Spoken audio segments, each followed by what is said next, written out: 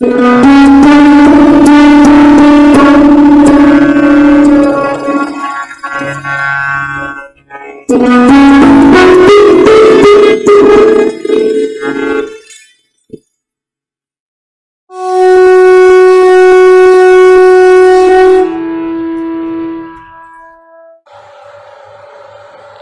माता और बंधुओं, अभी एक भजन होगा और भजन के साथ साथ सभी भाई बहन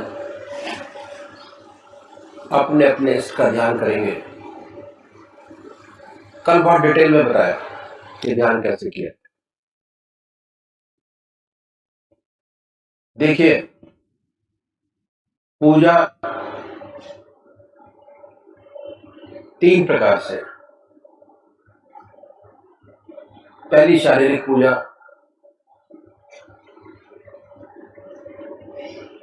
शरीर से। शरीर पूजा में लगा है, मन घर में लगा है।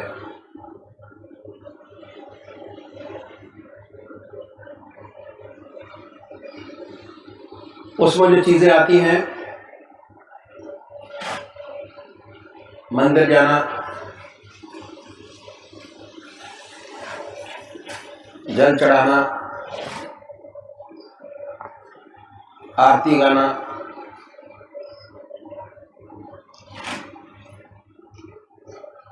भगवान जी को नहलाना, शारीरिक पूजा। क्रिया योग,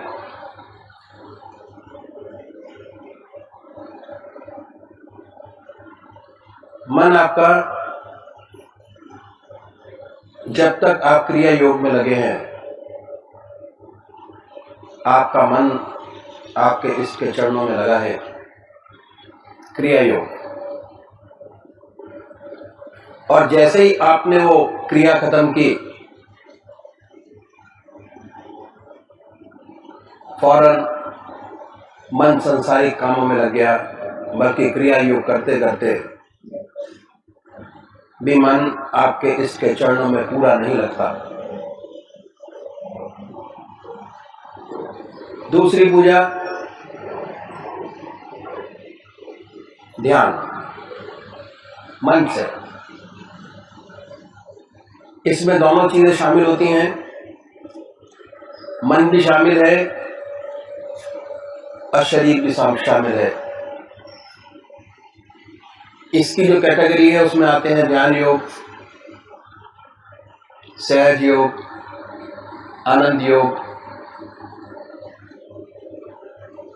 हठ योग। मन से। मन आपके इसके चरणों में ऐसा लग के रह जाए, उस समय ना कोई बात आपके जहन में आए, ना दिमाग में आए।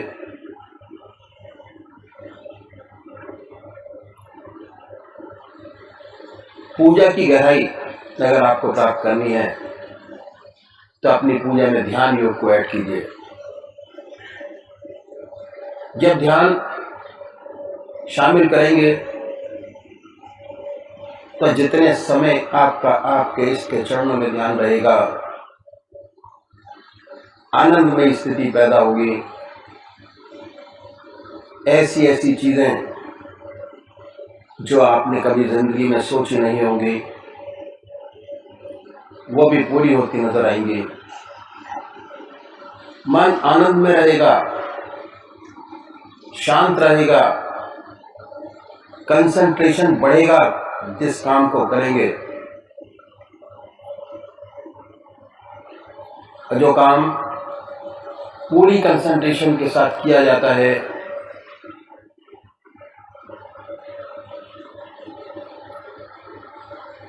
उसकी ऊंचाइयां जो भाई करते हैं उन्हीं को मालूम है कि जो प्रॉब्लम आज तक सॉल्व नहीं हुई,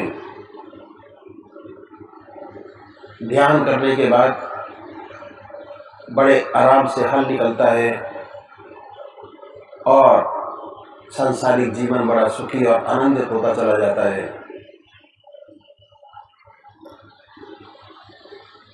ध्यान योग मन से जो पूजा करते हैं, शरीर भी शामिल है और मन भी शामिल है। जैसे जैसे मन ध्यान योग के अंदर जिस सिस्टम से बताया गया उस तरीके से किया जाए तो जो मानसिक पूजा है वो आत्मिक पूजा में बदल जाती है और आनंदमय स्थिति, परमानंद की स्थिति प्राप्त होती है। तो करना शुरू कैसे है कि सबसे पहले निश्चित कीजिए कि परमात्मा की कौन सी मूर्त, कौन सी सूरत, कौन सी शक्ल, कौन सी मूर्ति आपको सबसे ज्यादा प्यारी लगती है। एक इसको चुनिए। इस एक नाम एक। उसके बाद ये महसूस कीजिए कि हमारा इस सह शरीर हमारे सामने विद्यमान है।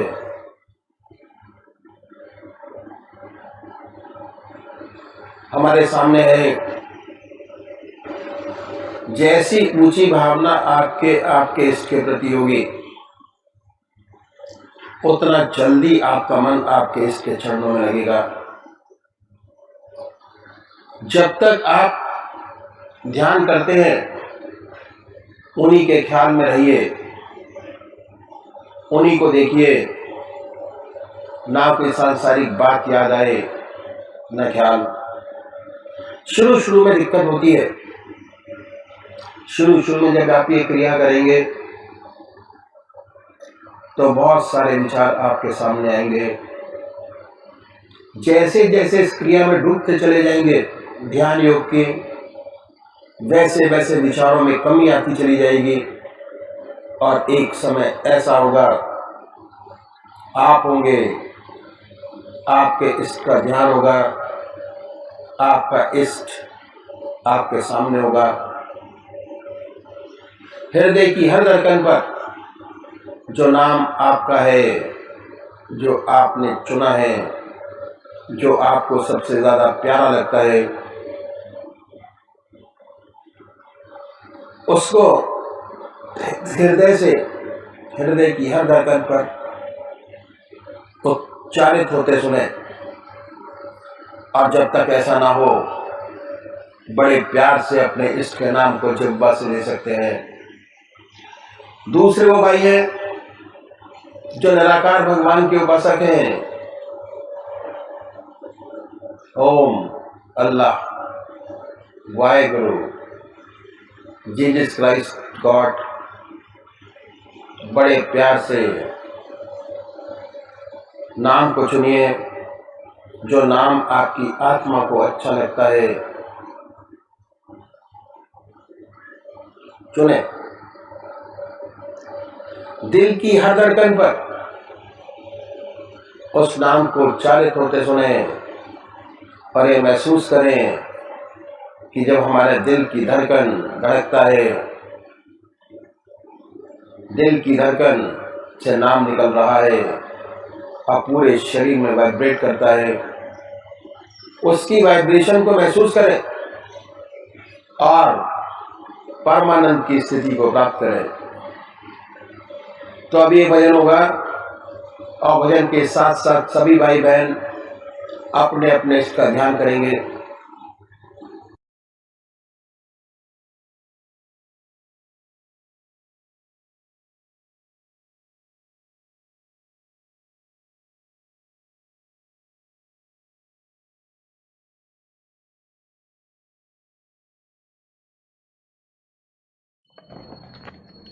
भिखारी हूँ तेरे दर का, दया गुरुदेव कर दीजिए। भिखारी हूँ तेरे दर का, दया गुरुदेव कर दीजिए।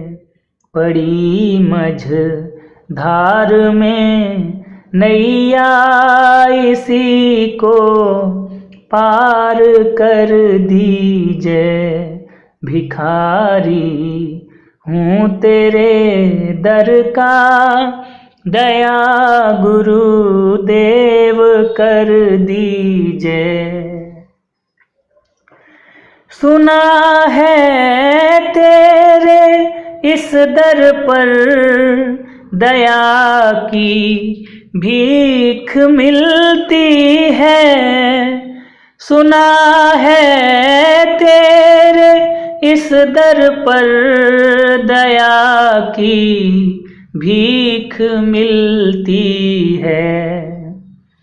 मेरी झोली भी खाली है, मेरी झोली भी खाली है, इसी को आप भर दीजिए, भिखारी हूँ तेरे दर का, दया गुरुदेव कर दीजिए।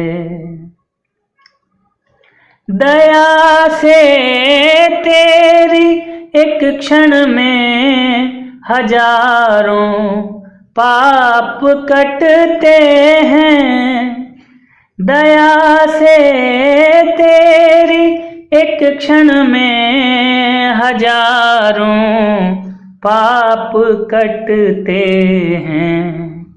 खड़ा हूँ तेरे चरणों में, खड़ा हूँ तेरे चरणों में, चरण रज अपनी दे दीजिए, भिखारी हूँ तेरे दर का, दया गुरुदेव कर दीजिए। गुरु से बड़ा नहीं कोई, कथा वेदों ने गाई है, गुरु से बड़ा नहीं कोई, कथा वेदों ने गाई है। देर किस बात की गुरुवर, देर किस बात की गुरुवर, सहारा मुझको दे दीजिए, देर किस बात की गुरुवर, सहारा मुझको दे दीजिए, भिखारी हूँ तेरे दर का, दया गुरुदेव कर दीजिए। तेरे चरणों में रहकर मैं भवसागर पार कर लूँगा, तेरे चरणों में रहकर मैं भवसागर पार कर लूँगा।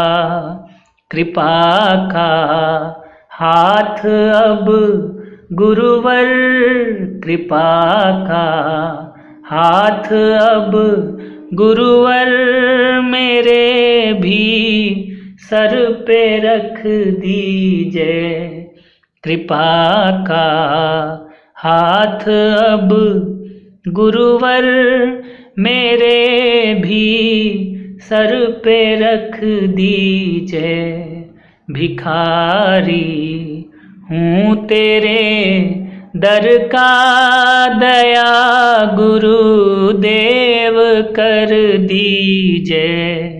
पड़ी मझ धार में नैया, इसी को पार कर दीजिए, भिखारी हूँ तेरे दर का, दया गुरुदेव कर दीजिए।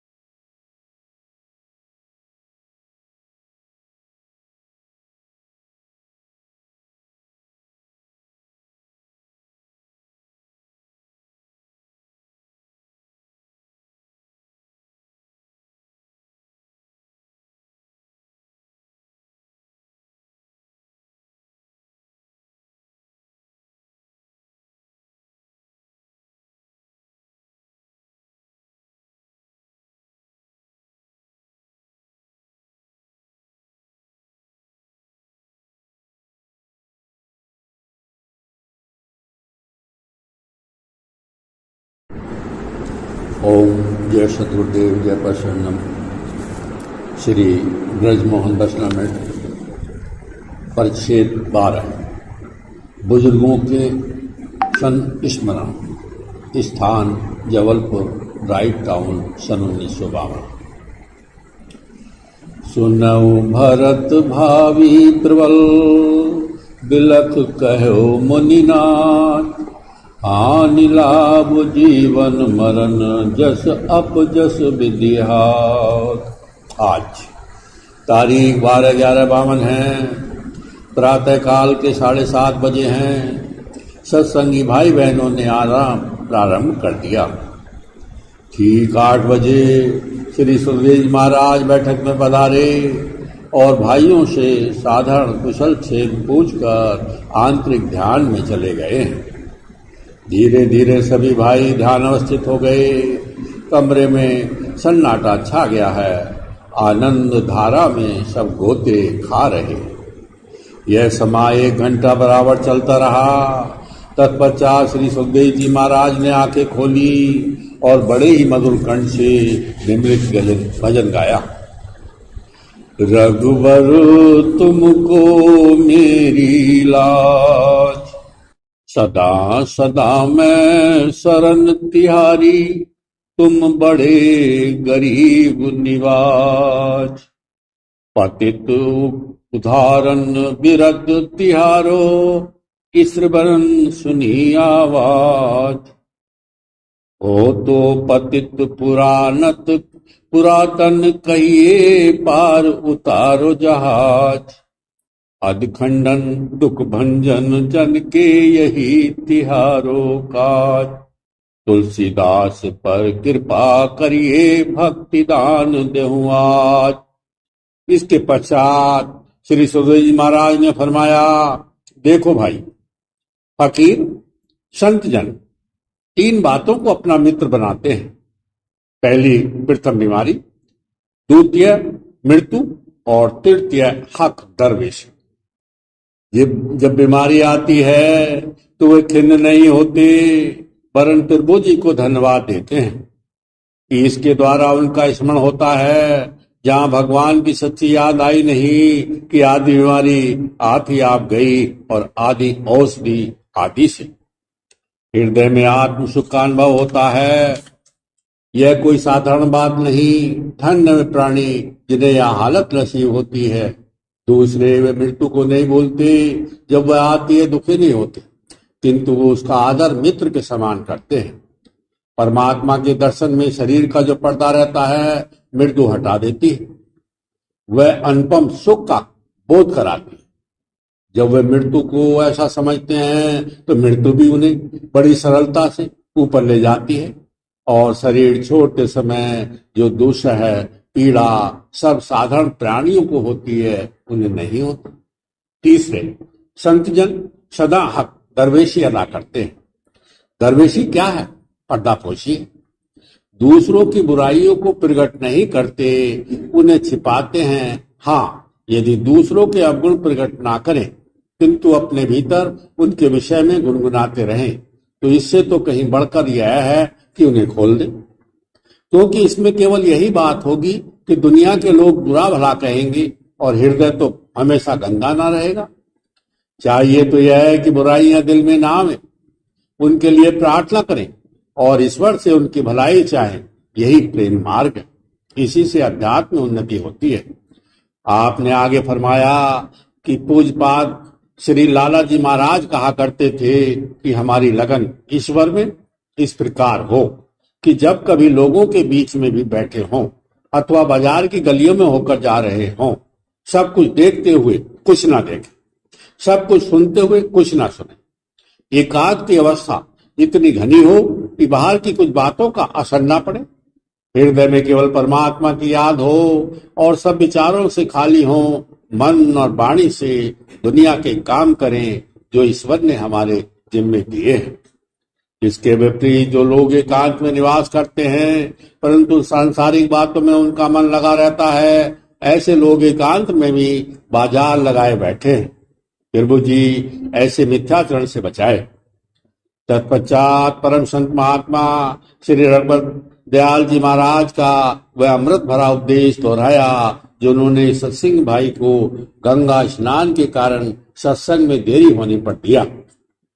सबसे प्रथम सोच आदि से निवृत्त हो, पाक साफ हो कि नियम की पूजा करनी चाहिए, नित्य की पूजा करनी चाहिए, वह बेला ना छूटने पाए। दिन निकलने से पहले ही पूजा समाप्त हो जानी चाहिए। यह तुम्हारे और ईश्वर के बीच की बात है। अन्य प्राणियों को इसका पता भी ना लगे तो बहुत अच्छा है। कम से कम एकांत तो अवश्य हो। इस घोर समय की पूजा मुख्य कर्तव्य है। अन्य सभी काम चाहे दुनिया के हों या दीन के गौण है, इन कामों में देरी हो जाए तो कुछ हर्ज नहीं। गंगा जी संत जनों के घट में विराजती है। उनकी धार चोटी के स्थान से निकल कर नीचे आती है। ये प्रेम की धार है। भक्तजन इसमें नित्य स्नान करते रहते हैं।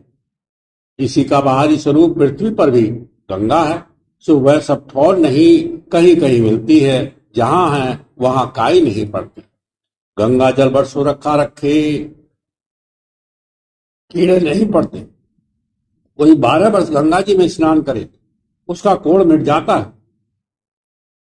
जिसने भीतर की गंगा में स्नान किया उसे सभी जल गंगा जल प्रतीत होने लगते हैं। कहावत, जिसका मन जंग चंगा उसे कटौती में गंगा।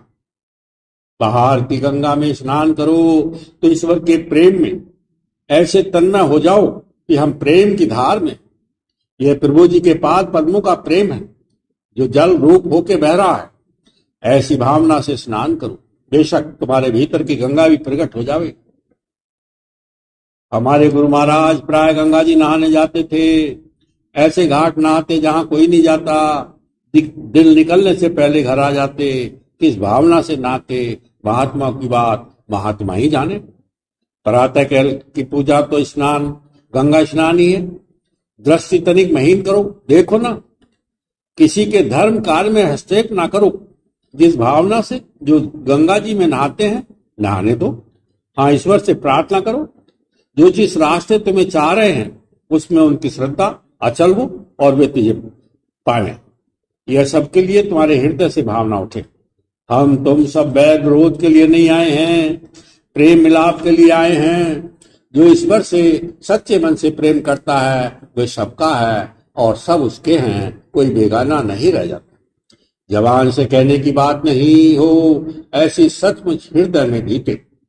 परम संत महात्मा रघुवर दयाल जी महाराज से एक समय एक सत्संगी भाई ने पूछा, महाराज विचारों की मेरे मन में भरमार होती है, आजीज हो जाता हूं, चित्त स्थिर नहीं होता, एक वृत्ति नहीं उदय होती, क्या करूं?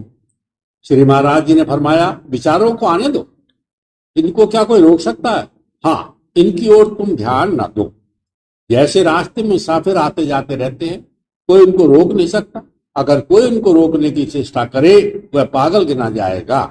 ऐसे ही विचारों की भरमार से विचलित ना हो। वे अपना काम करें, तुम अपना करो, दोष आता है उस पर ध्यान देने से। हाँ, इससे बचो। दूसरे जितना यदि तुम संसार के लोगों से मिलोगे और सांसारिक झगड़ों में पड़ोगे, उतना ही अपने हृदय को बाहरी बातों से दूषित कर लोगे। वे पूजा के समय तुम्हें विकसित करेंगे। इसलिए भक्तों को हुक्म है कि वे जरूरत का काम सबका करें, तन मन से सबके दुख दर्द में शरीक हो, परंतु मर्यादा के बाहर मेल मिलाप ना करें। इससे वे अपना तथा दूसरों का सच्चा कल्याण करेंगे। इस प्रकार के जीवन से विचार जो पूजा में तंग करते हैं नहीं आवेंगे। हमारे पूजित जनाब लाला जी महाराज का काम सभी प्रकार के लोगों के साथ पड़ता था, परंतु उन लोगों की संगति का प्रभाव उनके हृदय को कभी छू तक ना पाता। पदम पत्रवत जीवन बिताते थे। अपने प्रभु की याद में उनका चित्त निरंतर स्थिर रहता। सब व्यवहार परमात्मा की ओर से मानकर उसे करते। यह उनकी अधारणा थी। सब कुछ ईश्वर की इच्छा अनुसार हो रहा है। इससे उन्हें हार्दिक खुशी मिलती। श्री लाला जी महाराज दूसरों के हक का कैसा ख्याल रखते थे। जहां रहते वहां से कचहरी 4.25 मील की। उन दिनों इक्के का किराया 2 पैसे था। उन्हें केवल 10 रुपए मिलते थे। उसमें चाहते तो कुछ पैसा बचा ही लेते, किंतु वह कहते मुझे दूसरों के हक का पैसा खर्च ना करना चाहिए। निदान वह अपने ऊपर कष्ट सह लेते, पैदल जाते पैदल लौटते, और कहते ये पैसा दूसरे भाइयों के काम आएगा। कचहरी आते जाते 8.5 मील हो जाते। श्री गुरु महाराज जी का स्थान घर से 6 फरलांग था।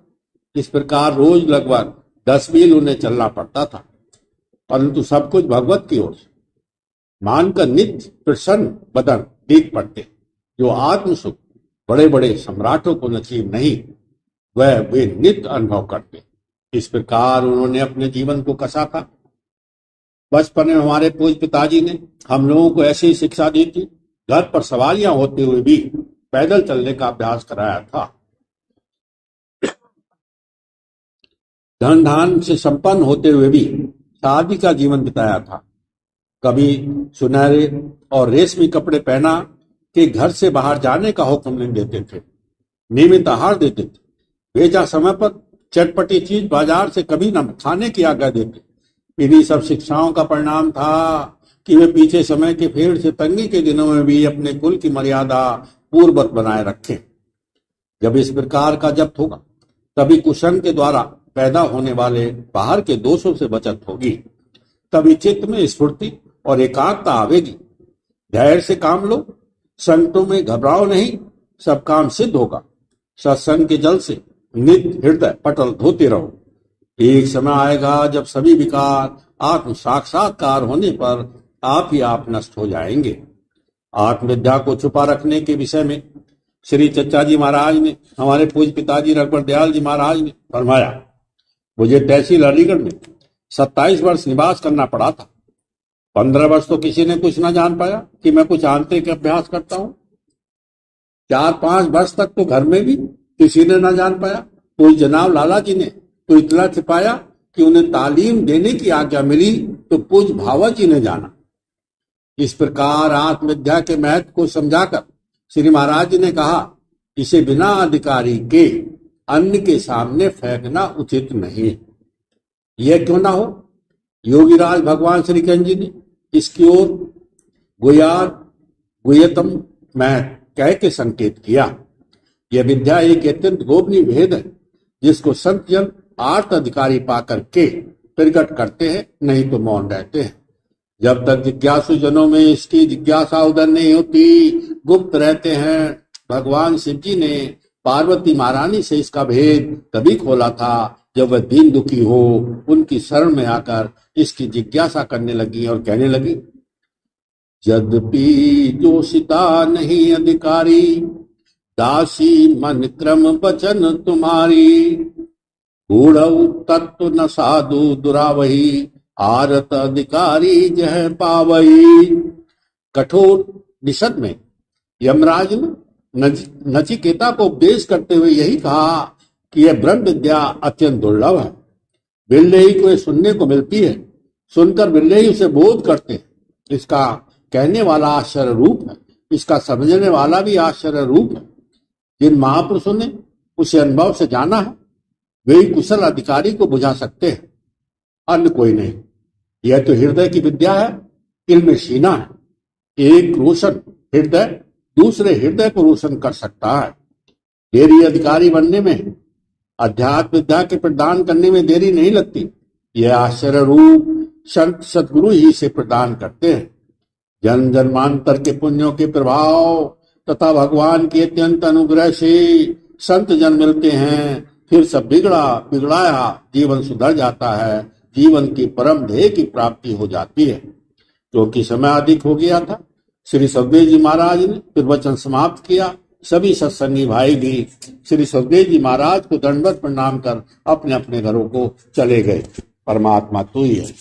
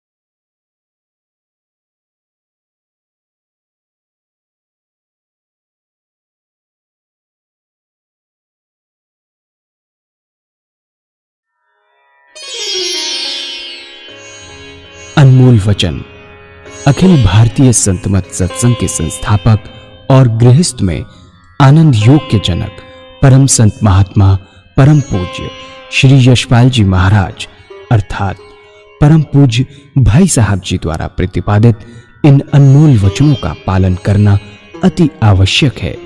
ये वचन हमारी गृहस्थ आध्यात्मिक साधना के लिए मूलभूत सिद्धांत हैं, जो इस प्रकार हैं।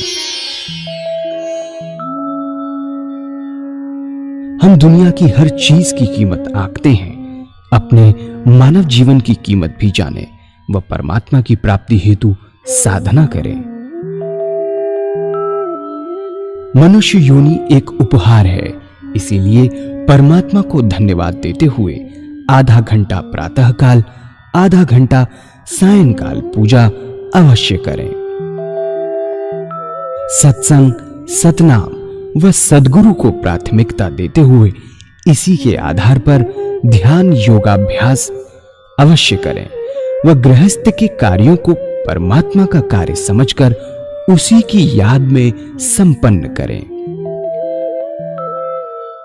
हर समय ये ध्यान रहे कि गुरु कृपा द्वारा परमात्मा की पवित्र सत्ता का हमारी आत्मा में वास है, अतः मन में निरंतर अपने इष्ट देव का जाप करें। मान सम्मान की इच्छा ना करें व अपमान से दुखी ना हो। परमात्मा के अतिरिक्त किसी और का भय ना करें। दूसरों की बुराई न करें, न सुने, सत्य व मधुर बोलें, अश्लील शब्द मुंह से ना निकालें, सभी से नम्रतापूर्ण व सुंदर व्यवहार करें। धर्म पत्नी के अतिरिक्त अपने से बड़ी से माता जैसा, बराबर की से बहन जैसा व छोटी से पुत्री जैसा व्यवहार करें। सांसारिक जीवन यापन की आवश्यकताएं अंतहीन है, इसीलिए अधिक से अधिक समय सत्संग में व धन परोपकार में खर्च करें। याद रखें, न स्त्री माया है, न धन दौलत, न ही परिवार। माया वह है जो हृदय को परमात्मा से दूर हटा दे। अतः निरंतर सत्संग और सद्गुरु की शरण में रहने का प्रयास करें। भोजन अपने इष्ट को अर्पण कर प्रसाद रूप में परमात्मा की याद में करें। रात्रि में सोने से पहले अच्छे बुरे कार्यों का आत्मनिरीक्षण कर उसका समुचित पश्चाताप करते हुए ध्यान करें व प्रभु की गहरी याद में ही विश्राम करें। परमात्मा तू ही है, तेरी इच्छा पूर्ण हो।